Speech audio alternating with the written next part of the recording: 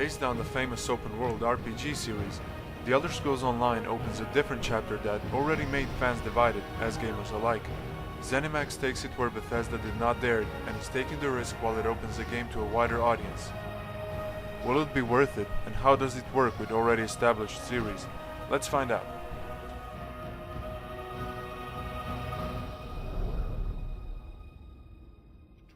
The first impressions of the game weren't very nice.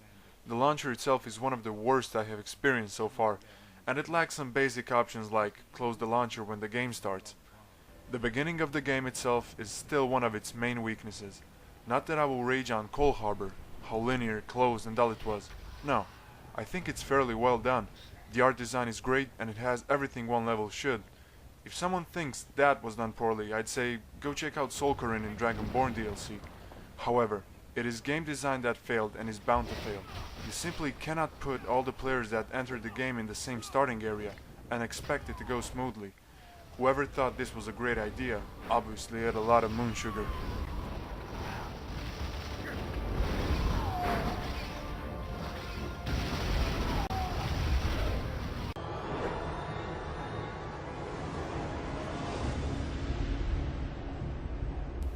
Still, that is how the story begins.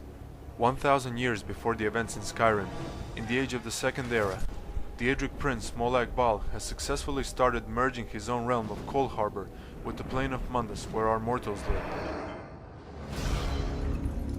Awakened by the drums of war, the three alliances were born to fight for the capital's throne and the Tamriel itself.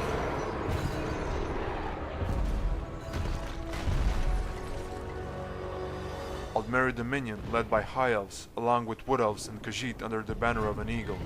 Daggerfall Covenant, consisting of Redguard, Bretons, and the Orcs under the banner of a lion. And last but not least, under the banner of a dragon comes Turbulent and Fiery Ebonheart Pack, powered by Nords, Argonians, and the Dark Elves. Despite all that, the actual player does not have an influence to the world and the story like, for example, in Morrowind, where he was chosen to be a reincarnation of a long-gone hero who in the end saved Morrowind and succeeded where Tribunal did not. Oblivion, where he was famous hero of Kvatch and champion of Cyrodiil, the first one to close the gates of Oblivion and found the Emperor's heir that ended the Oblivion crisis.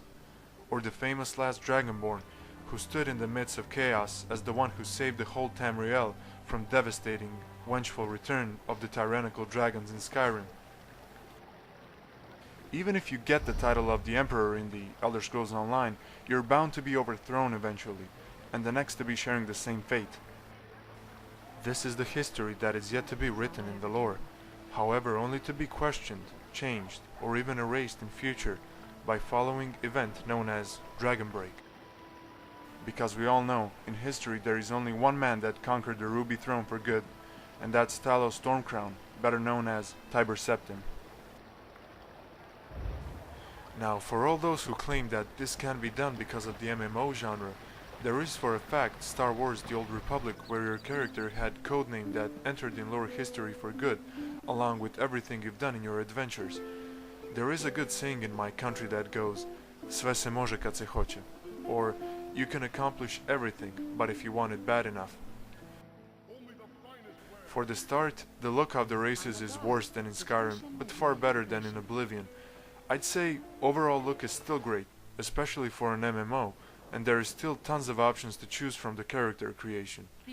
It's just that look of the orcs is less unique and more like humans with fangs. The Nords look generic overall and lack more variety, facial hair part especially. High and Wood Elves are somehow too similar, easy to mix, and Khajiit could really use more patterns. Still, the details, expressions and excellent voice acting makes a race feel alive and not just another dull creature you will ignore while following your quest mark. Characters are believable and engaging. They urge you to get involved in their story while not being annoying and irritating. There is nothing you could possibly say that would interest me. Begone, Netchfart. Of course, they don't actually live in the world like in Oblivion, but they add up to the illusion at least. They can be active in quests, some even join you for a while, helping in battles or aiding by giving you some items. There was one moment where I was helping one character and felt really protective of her, hoping she doesn't get hurt, and that is something. No time to talk. We have to stop the summoning ritual. That being said, the same goes for quests, which are great. All of them are heavily story-driven, and most of them pretty interesting. Among them, there is tons of variety, which gives us good old classic Elder Scrolls feeling. Some of them are very unpredictable, some of them you discover by accident, some of them even drag you in the manner of, "This looks really cool, I hope there's some quest here," or even send a character to you in great emergency. Please, I need your help. There are a lot of things going on, and sometimes you have choices to make, so you really need to think about what you're doing. Also, the hidden treasure quests are back, and what is best about them, they only give you clues on how to find them, but not exact locations, which takes us back to good old Morrowind days. The so-called fetch quests, if there are any, are set to minimum and mostly got some stories wrapped around them anyway. So one time, even when it was like, go there, do that, come back, I was able to learn something about history of Dunmers and Argonians, for example. For that, every Elder Scrolls fan should proclamate, "That's what I'm talking about." And the ashlands bubble with hope. I pass now down the river to swim in the currents of Aetherius. Go well in your own passage, traveler. Plus, the backtracking in some quests has been fixed and removed. Do note, however, that only one quest could be active at a time.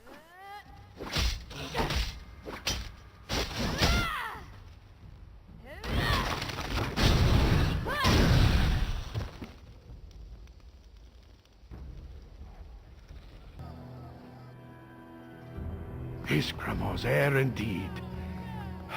Thank you, my friend. Damn their hides, yes! Quest rewards, though, are only revealed when you complete quests and receive them, which has its charm, but in the long run is pretty daunting when you don't know what the hell are you fighting for. The dialogues in the game are using individual interface, although the same pattern becomes tiresome after a certain amount of time. Still, they're nicely done. The navigation is also like some combination of older games. You have paper-style maps like in Oblivion, and the compass navigation straight from Skyrim, but done a lot better this time. It's great, and I'll gladly take that over clumsy MMO minimaps every day. The quest markers are a little different than in classic Elder Scrolls games, and in fact colored the opposite way, as in for example Oblivion, where the dark areas of the map were explored and the bright ones unexplored. Good, good. I know we'll be drawing blades together soon enough. Now, what can I tell you? The interface itself is something that I believe got Elder Scrolls fans right on the first sight. It's minimalistic, very Skyrim-like, and nothing like seen in MMOs, which is great, and perfect for immersion in the game. Sure, it will not appeal to power players and veterans of the genre, which are used to look at tons of stats, icons and numbers, but still it's a welcoming change, although it has its flaws. Also, unlike in most MMOs, in Elder Scrolls Online there is no experience count shown. Instead you get XP for whatever you do, ending quests, finding things in locations, or fighting enemies. Comparing to the rest of the experience, the players level up the first 2 levels pretty quick, and that's a great thing. It gives you the opportunity to strategize and think about where those points shall be put and how to play the rest of the game. Floors that don't sway, sand that creeps into boots, bugs the size of anchors. May the gods see me posted to a proper ship. The exploration in the game is, well, very limited for Elder Scrolls fans, but somewhat surprising and rich for MMO players considering all other MMO titles. You can actually just go wandering around and make your own adventures, but not for long because some quest will catch up to you sooner or later. Same thing goes for the level of interactivity.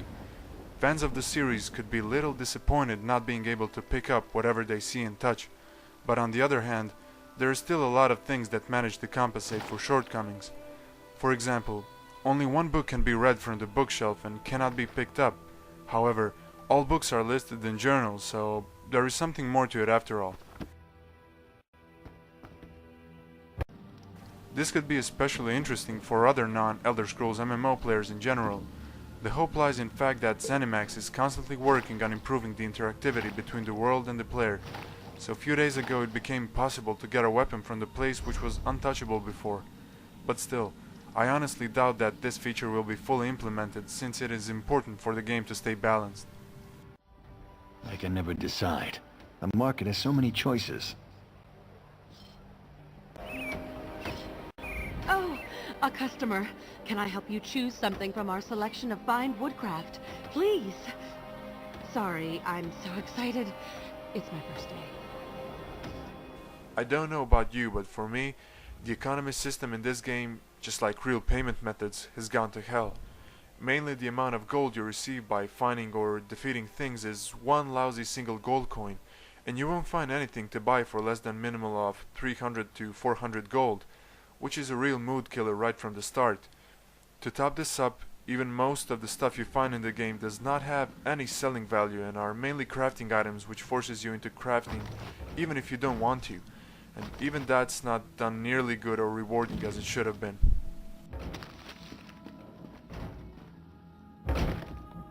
The third person is obviously the default perspective which ZeniMax has planned for the game to be played in, which is really a shame for all the fans. Sure, later on they've included first person, but still it just doesn't work and feel right. It's not really bad, but it screams with the word unfinished, and various glitches are more than often, even when FPS count is high. The controls are not nearly as responsive as we would like them to be. Our character sometimes, or even often depending on how unfortunate you are, doesn't do what we expect him to do, and if he does it's either delayed or missing some sound or animation. It's simply not enjoyable much, and that is a shame. The good thing in battles is that the enemy does not automatically lock on to the first player that attacks it, but to all who engage it.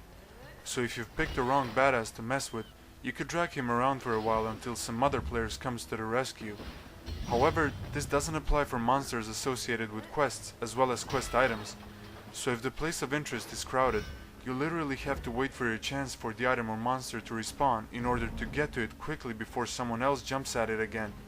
Once I got stuck like that for more than an hour just watching people messing around with my quest goals when I furiously left the game. There are many things like that are the cursed features every MMO is doomed to have. The enemies often are respawning too quickly, forcing you to stick longer than you should to a location. The real-time threats are here even when you are in menus, logs, inventories, etc. They can easily kill you, and you can't even search or take your items while battle mode is active. If you try to sneak and get some stealth action in the dungeons, there is a great possibility that someone will literally kill your fun by running past you and alert all the enemies that surround you. Other big annoyances are lots of people just trolling and taking all the loot in front of your eyes, or stupid naked players jumping around and killing any attempt of immersion in the game. Yeah, that's what you get when you let your game to be amusement park to people who are not here for actual world and story. This reminds me of incredibly tasteless Skyrim mods containing colorful puffy animals, Final Fantasy-like characters, etc.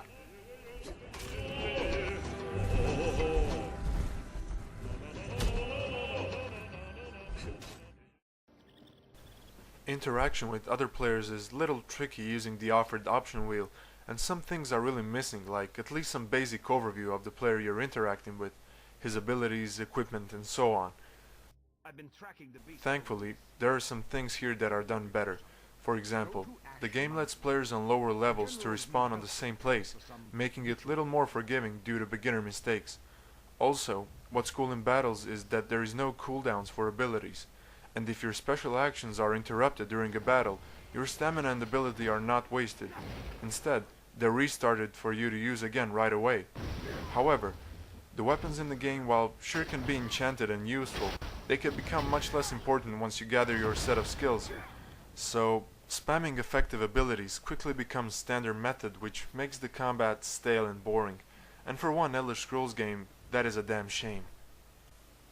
Skill and class system isn't as open or intuitive as in Skyrim, or as complex as in Oblivion, but that is understandable. On the other side, it is one of the most flexible ones when it comes to building your characters in MMOs. There are 4 main classes to choose from, but they don't limit you much, so if you want to be a sorcerer wearing heavy armor and a mace, just go for it. All classes can still be focused on all different types of armor, weapons, spells and abilities, so this is really appreciated and one of the best things in the game. Get moving, please. Fortunately, the graphics and the art style stayed pretty much faithful to the classic Elder Scrolls, with normal color range and textures, sharp details, somewhat realistic lighting, and that is great, down to earth and believable. This is one of the most important things to a fan, and I'm so glad they made it right, because on the other hand you have Star Wars: The Old Republic with graphics so cartoony and simple it simply ruins the experience and immersion in the game, and if you are any kind of fan, it's probably one of the most important things for you too. Of course, it's not better than Skyrim. Hell, sometimes things aren't even better than in Oblivion, but it's different and something in between those two. Everything is combined with latest technology, which gives us a unique look that is very good by normal standards and great by MMO standards. Since the world is so huge, of course you'll find some deserts and empty places, but for the most part the environment is pretty much filled with details, unique locations, and because of it, exploration sometimes looks even more tempting and interesting than it actually is. So even during long walks from location to location, many times it seems shorter than usual.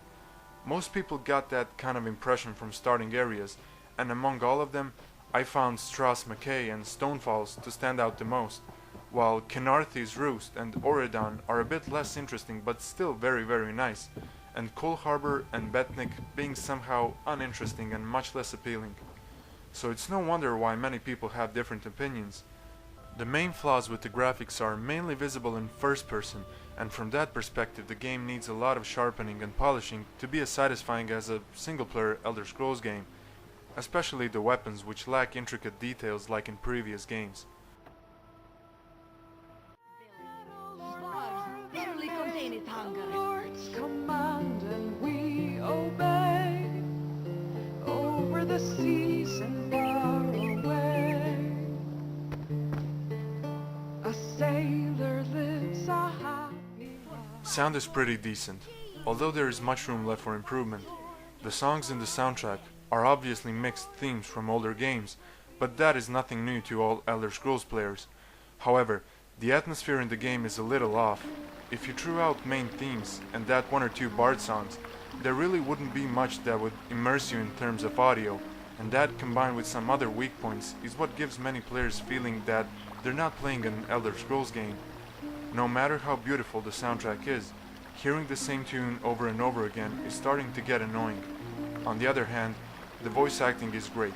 The secondary characters feel alive too, and even they put Star Wars: The Old Republic main ones to shame.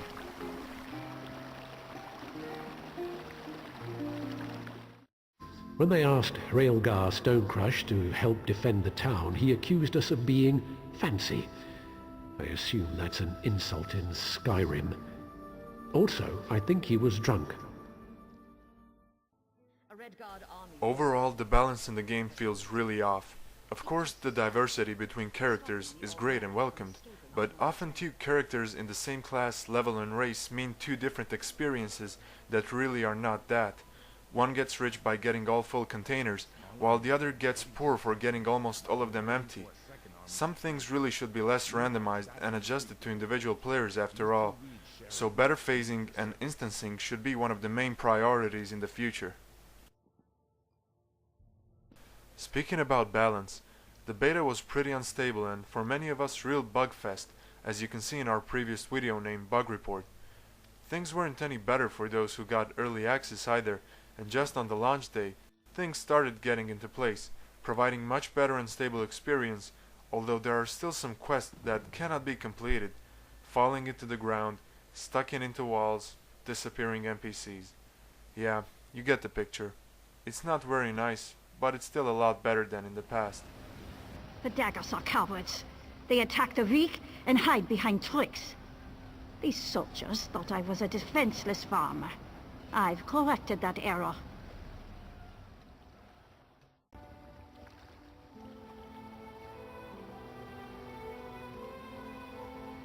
I didn't play enough PvP to get more on it, but to me it looks more like world versus world than an actual PvP mode. At this point, the game doesn't look like it has influence on other games in terms of decreasing player numbers. Star Wars The Old Republic has double XP weekend and even more active players than usual. Guild Wars 2 has dropped the game price by 50%, and those who still haven't given up on World of Warcraft are looking forward to the new expansion. Keep moving. You don't look like you belong here. You don't say. All right. Although at the start game looks and sounds like Elder Scrolls, as you get into it more and more, it doesn't really feel that way anymore. This is especially obvious when you start doing your typical MMO routines, which you will start doing eventually in one way or another. Despite ZeniMax's efforts to get it as close as possible to a classic Elder Scrolls experience, in the end it does come short and shallow in terms of interactivity, richness, and actual freedom and variety by a lot. It was chaos. Pure chaos. Yes, this isn't a game made by Bethesda nor it looks like one, but I'd be damned if I didn't say that it's not good or fun when it feels like one. In some cases, it's even great, bringing some slight improvements to Elder Scrolls series and some to MMO genre in general, but still it doesn't do enough impact to change things around. Attention to details is present in ZeniMax Studios too. They have a good potential and it deserves to be recognized. Once I accidentally draw a weapon in front of usually non-reactive High Elf guard and she responded, "Nice weapon, but do you know how to use it?" Things like that made me smile instantly. Yes? Hmm? If it only weren't for those game-breaking issues like the Bugfest we had a chance to experience, gameplay being kinda dull and going full retard due to any form of minimal latency or lag, tons of stupid situations and limitations made by typical MMO game design and, in the end, fully corporate money-grabbing payment model that simply goes against gaming in general. Especially when we see how unfinished the actual game is. From the infamous Imperial aka Douchebag Edition, which is already sold out, making my faith in humanity lost once again, over to Any Race, Any Alliance, Mara Rings, Soul Gems, which are two lore-breaking features, to so-called first free month, which is really not free by any means when you gotta buy the whole game, which is overpriced even by itself.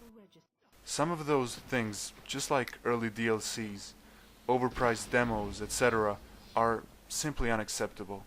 Before you know it, other video game companies will start doing the same thing.